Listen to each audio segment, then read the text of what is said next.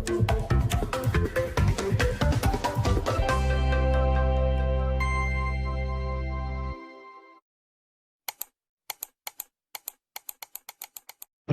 warahmatullahi wabarakatuh.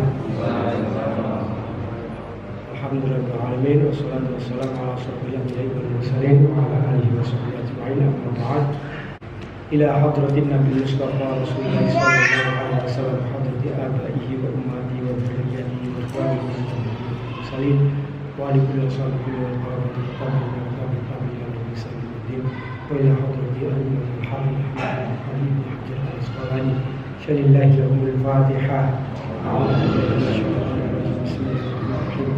Alhamdulillahi rabbil alamin. Iyyaka na'budu wa iyyaka nasta'in. Shiratal ladzina an'amta 'alaihim. Bismillahirrahmanirrahim. Qala al-musannif rahimahullahu wa nafa'na bi 'ulumihi fid dharain amin ya rabbal alamin. Wa an Aisyah radhiyallahu anha qalat kana Rasulullah sallallahu alaihi wasallam idza ightasala min al-janabati yabda'u wa yaghsilu yadayhi. Hadis ini masih masuk dalam hadis yang menjelaskan terkait dengan bab mandi dan hukumnya junub. Hadis yang ke-128 dari Aisyah radhiyallahu anhu, dia mengatakan kana Rasulullah sallallahu alaihi wasallam idza ightasala minal janabati yabda'u fayaghsilu yadayhi. Rasulullah ketika mandi karena junub yabda'u fayaghsilu yadayhi, maka dia memulai membasuh kedua telapak tangan. Ada yang mengartikan seperti itu. Yabda'u fayaghsilu yadayhi, membasuh, dia memulai membasuh kedua tapak tangan. Tapi ada lagi yang menyatakan, memperkirakan di sini yabda'u itu ada kalimat, ada kata yang dibuang. Artinya yabda'u bil basmalah fayaghsilu yadayhi. Jadi ketika Rasulullah SAW mandi dari junub, mandi karena junub, maka dia memulainya dengan membaca basmalah, kemudian membasuh kedua telapak tangan.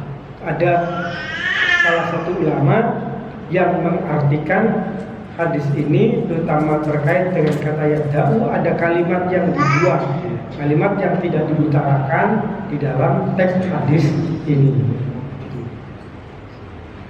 Tapi ada juga karena mengartikan bahwa fa-nya ini, huruf fa-nya, kalau dalam gramatikal Arab, ilmu nahunya, ilmu bahasa Arabnya, itu mestinya fungsinya adalah fungsi ataf atau diikutkan, kalimat yang diikutkan kepada kalimat yang sebelumnya.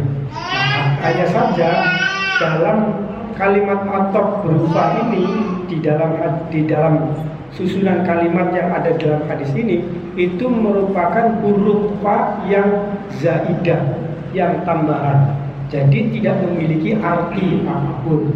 Oleh karenanya dimaknai yabda'u fayaghsilu yadayhi, maka Rasulullah memulainya dengan membasuh kedua telapak tangannya. Tsumma yafriqu biyaminihi ala shimalihi. Kemudian Kanjeng Nabi menumpahkan airnya dengan menggunakan tangan kanannya ke tangan kirinya. Setelah membasuh atau setelah mengguyurkan air pada kedua tangannya, kemudian Nabi menumpahkan air, mengguyurnya lagi dengan menggunakan tangan ke tangan kirinya. Fayaghsilu farjahu, kemudian Nabi membasuh farjinya. Tsumma yatawaddau, lalu Nabi berwudu. Tsumma ya'khudhu al-ma'a, kemudian setelah berwudu Nabi kembali mengambil air. Fayudkhilu asabi'ahu fi usulis sya'ri, kemudian Nabi memasukkan jari-jari tangannya ke dasar rambut. Jadi begini, dimasukkan begini. Jadi jari-jarinya itu dimasukkan ke dasar rambut. Tsumma jafana ala ra'sihi, kemudian menyiram atau membasuh kepalanya. Talata janafatin, dengan 3 siraman. Tsumma afadhu ala sa'iri jasadihi, kemudian menuangkan air, menyiramkan air ke sebagian tubuh yang lain. Jadi setelah membasuh bagian tubuh berupa kepala, baru kemudian membasuh tubuh yang lainnya, yakni badan, tangan, dan seterusnya.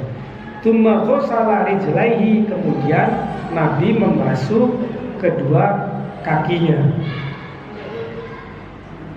Muttafaqun alaih, hadis ini difaqih oleh para ulama. Wal lafdu lil Muslim, dan redaksinya, kalimatnya, kata-katanya itu milik Imam Muslim. Jadi kalau kita gambarkan di dalam hadis ini sederhananya, praktek mandi janabah, mandi karena junub yang dilakukan oleh Rasul adalah, pertama dia memulainya dengan membasuh kedua telapak tangan. Setelah membasuh kedua telapak tangan, baru kemudian dia mengambil air dan menyiramkan air tersebut menggunakan tangan ke tangan kirinya. Setelah itu kemudian Nabi membasuh farjinya. Nah, setelah membasuh farji, baru kemudian Nabi berwudu. Itu mayatawaddo. Jadi setelah membasuh farji kemudian Nabi wudu. Jadi tidak membasuh yang lainnya dulu, tapi Nabi wudu dulu setelah membasuh farji. Tsumma yakhudhu alma, setelah wudu yakhudhu alma, Nabi mengambil air lagi. Fayudkhilu asabi'ahu usulihi, jadi mengambil air, kemudian meletakkan jari-jari telangan Rasulullah ke dasar rambutnya. Tsumma jafana ala ra'sihi talata marrat, kemudian setelah memasukkan dirijinya, baru kemudian dibasuh rambutnya itu atau kepalanya itu dibasuh dengan menggunakan air, dengan menggunakan menyiram kepalanya dengan 3 siraman. Itu yang dilakukan oleh Rasulullah SAW. Setelah itu dia membasuh tubuh yang lainnya. Jadi ini praktek mandinya sangat berbeda sekali ya. Kalau kita melihat hadis ini, biasanya kalau kita kan mandi janabah, begitu masuk kamar mandi ya sudah langsung buyur, nawaitu ghusla li raf'il hadatsil akbar misalnya, terus langsung biur mulai dari kepala sampai kakinya. Tapi Nabi yang dipraktekkan, yang digambarkan dalam hadis ini, melakukannya adalah seperti itu. Walahuma min hadithi Maimunah thumma afrahu ala farjihi wa ghasalahu bi shimalihi thumma daraba biha al-ardh. Dan hadis milik Imam Bukhari dan Muslim, atau lafaz milik Imam Bukhari dan Imam Muslim, min hadithi Maimunah, dari hadisnya Maimunah, thumma afrigha ala farjihi, kemudian Nabi menyiramkan farjinya. Ayat silu farjahu, membasuhnya. Yang sil itu ada keterlibatan tangan untuk menggosok-gosok. Ghasalahu bisimalihi, dan kemudian membasuhnya. Ya setelah dibanjur, kalau tadi langsung ghasal saja tanpa afrik dulu, sekarang menyiramkan dulu, kemudian baru dibasuhnya. Nah itu yang dilakukan oleh Rasulullah melalui hadis dari teksnya Imam Bukhari dan Imam Muslim, dari hadisnya Maimunah. Wa fi riwayatin famasahaha biturabi, ada di dalam riwayat yang lain itu dikatakan famasahaha biturab, kemudian Nabi setelah itu membasuhnya dengan debu.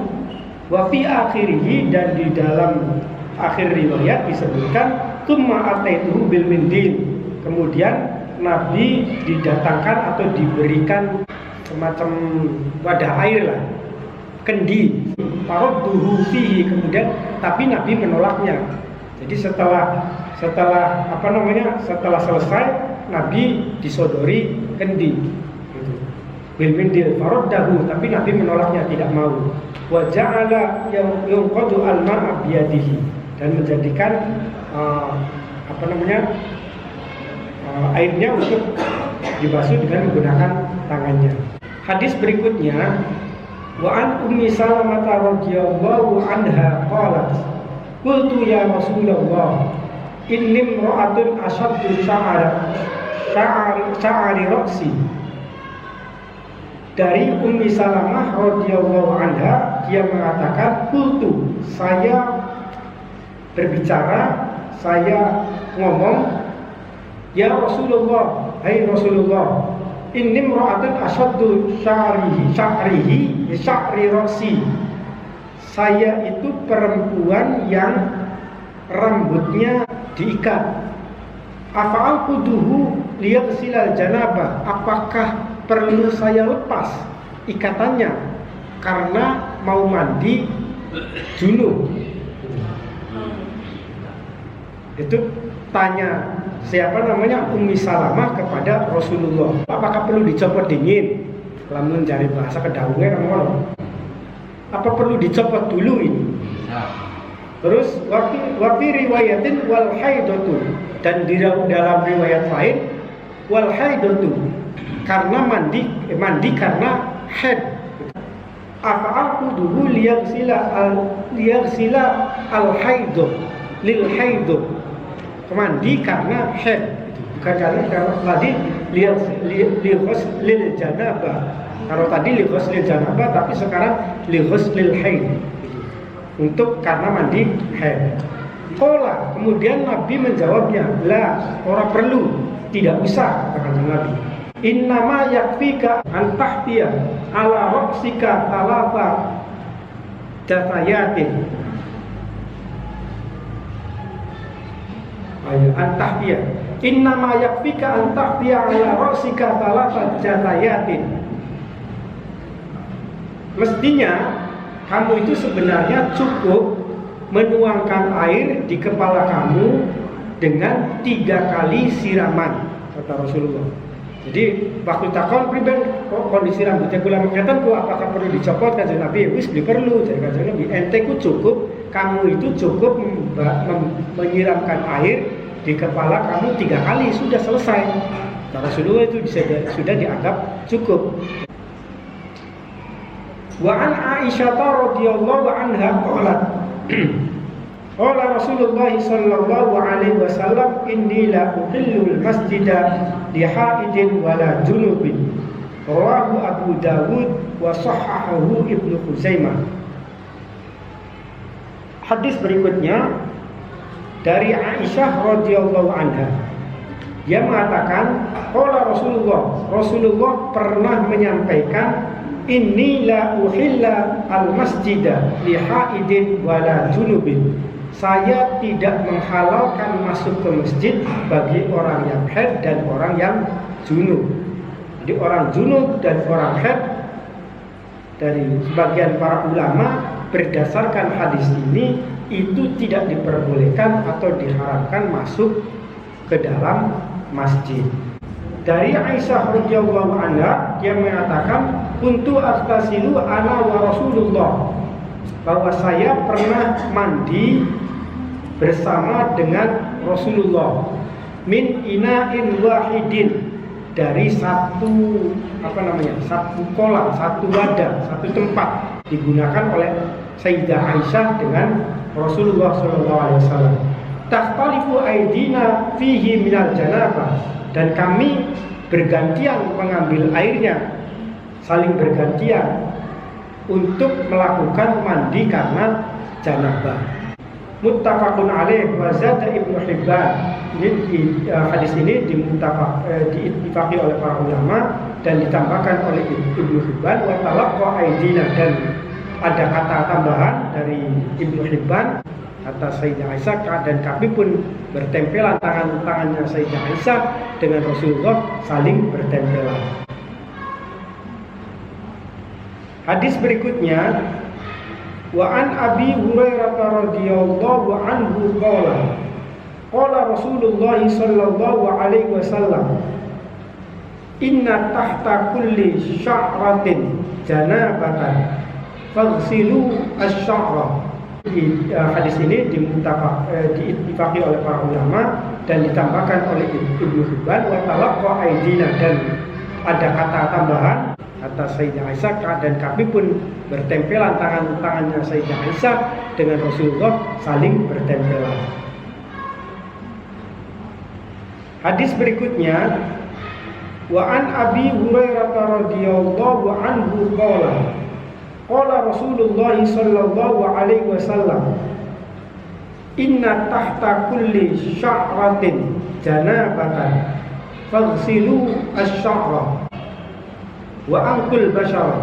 Dari Abi Hurairah radhiyallahu anhu, dia mengatakan Rasulullah sallallahu alaihi wasallam pernah menyampaikan bahwa inna tahta kulli sya'ratin janabatan, bahwa di dalam atau di bawah setiap rambut itu ada junubnya. Faghsilu asy-sya'ra, oleh karenanya maka basuhlah. Wa anqul bashara, dan bersihkanlah kulitnya. Jadi bukan hanya sekedar basuh begini, tapi kulit-kulit yang ada di bawah rambutnya itu kita gosok-gosokkan. Rawahu Abu Dawud wa Tirmidzi wa dha'afahu. Hadis ini diriwayatkan oleh Abu Dawud dan Imam Tirmidzi, namun juga beliau mendhaifkannya. Jadi dianggap hadis ini adalah hadis yang dhaif oleh Imam Abu Dawud. Wali Ahmad an Aisyah radhiyallahu anha nahwahu wa fihi rawin majhul. Dan bagi Imam Ahmad dari Aisyah radhiyallahu anha ada riwayat hadis yang sama dengan hadis yang tadi. Wa fihi rawin majhul, hanya saja di sini ada rawinya yang atau periwayatnya yang majhul, yang tidak diketahui, yang masih teka-teki siapa sebenarnya dia. Itu yang kemudian Abu Dawud dan Imam Ahmad mengatakan bahwa hadis ini adalah hadis dhaif, hadis yang lemah, karena ada illat, ada sesuatu yang membuat kualitas hadis itu menurun. Apa itu? Majhulun rawi, rawinya yang majhul, masih dipertanyakan. Lamun si Udin nggak Udin siapa? Bab selanjutnya adalah bab tayammum. An Jabir bin Abdullah anna Nabiya sallallahu alaihi wasallam qala uqitu khamsan lam yu'tahunna ahadun qabli nusirtu birrabbi masirata syahrin waju'ila li al-ardu masjidan wa tahuran fa ayyama rajulin adraktahu as-salatu falyusalli wa dzakara al-hadis. Hadis dari Jabir bin Abdullah bahwa Nabi sallallahu alaihi wasallam mengatakan, "Uqtitu khamsan, saya beri kamu 5 hal. Lam yu'tahunna ahadun qabli, yang tidak pernah seorang pun diberikan 5 hal tersebut sebelum kamu." Jadi tak ada seorang pun yang menerima 5 hal ini sebelum diberikan oleh Jabir bin Abdullah oleh Rasulullah SAW. Apa itu? Nusirtu birrabbi masirata syahrin. Yang pertama adalah saya ditolong oleh rasa takutnya musuh selama perjalanan dalam 1 bulan. Wa ju'ilat li al-ardu masjidan wa tahuran. Yang kedua, menjadikan bumi untuk Jabir itu sebagai masjid, atau tanah dijadikan sebagai masjid untuknya dan sekaligus dijadikan sebagai alat untuk bersuci.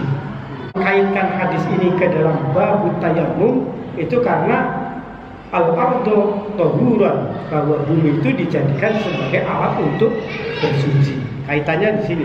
Apa nyambungnya hadis ini dimasukkan dalam bab tayammum? Karena selain dijadikan masjid, juga tanahnya dijadikan sebagai alat untuk bersuci. Fa ayyuma rajulin adraktahu as-salatu falyusalli.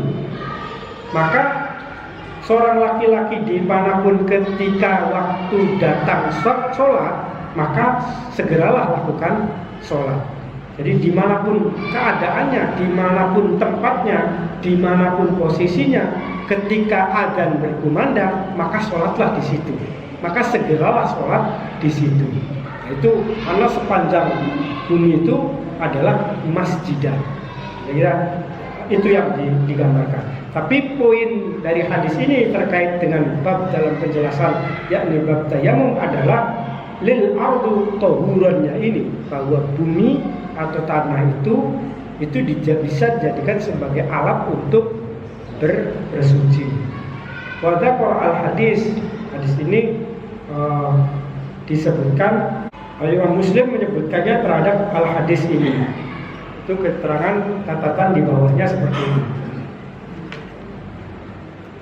Hadis berikutnya, wa fi hadisi Hudzaifah radhiyallahu anhu, hadisnya Hudzaifah radhiyallahu anhu yang dimiliki oleh Imam Muslim, itu kata-katanya adalah wa ju'ilat turbatuha lana tahuran, dan kami jadikan debunya bumi bagi kami tahuran, dijadikan sebagai alat untuk bersuci.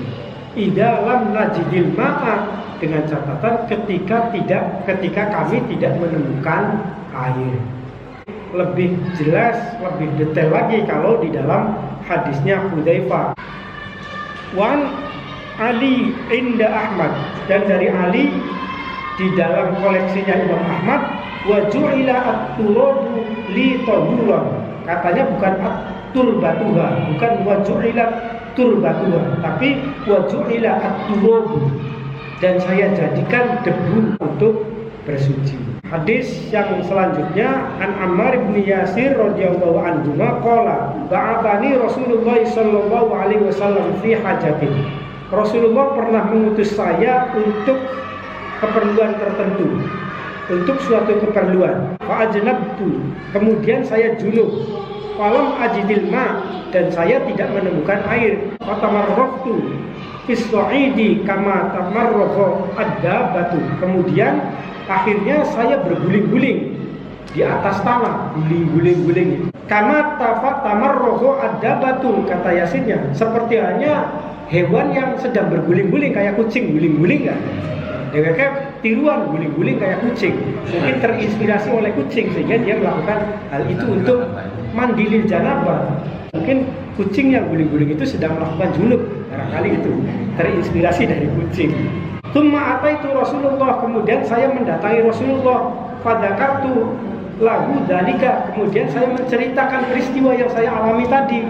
Saya guling-guling di itu karena untuk janabah di hadapan Rasulullah. Faqala, kemudian Rasulullah menyampaikan, innama yakfika an taqula yadaika hakadha, mestinya kamu itu cukup begini saja dengan kedua tangan kamu.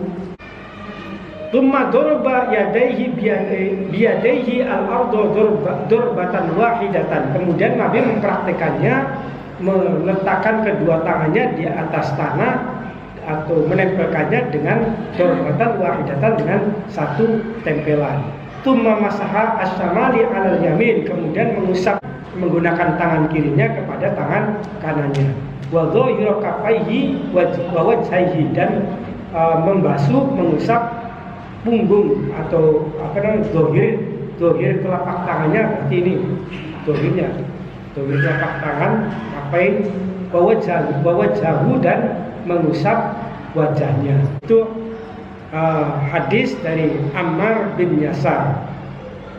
Wa fi riwayatin lil Bukhari wa daraba bi kaffayhi al-ardh. Dalam riwayat Bukhari diceritakan wa daraba bi kaffayhi al-ardh wa nafakha fihima thumma masaha bihima wa wajhahu kaffayhi, dan meniup setelah meletakkan kedua telapaknya di di debu, kemudian ditiup dulu. Jadi ditiup dulu, baru kemudian setelah itu masaha bihima wajhahu wa kaffayhi, mengusapkan di wajah dan kedua telapaknya. Jadi kalau tadi masih ada debunya langsung diusap, tapi kalau dalam Bukhari itu ditiup dulu baru diusap. Wa an Ibnu Umar radhiyallahu an wallahu a'lam bishawab. Saya kira cukup, kurang dan lebihnya mohon maaf, wallahu muwaffiq ila aqwamit thoriq.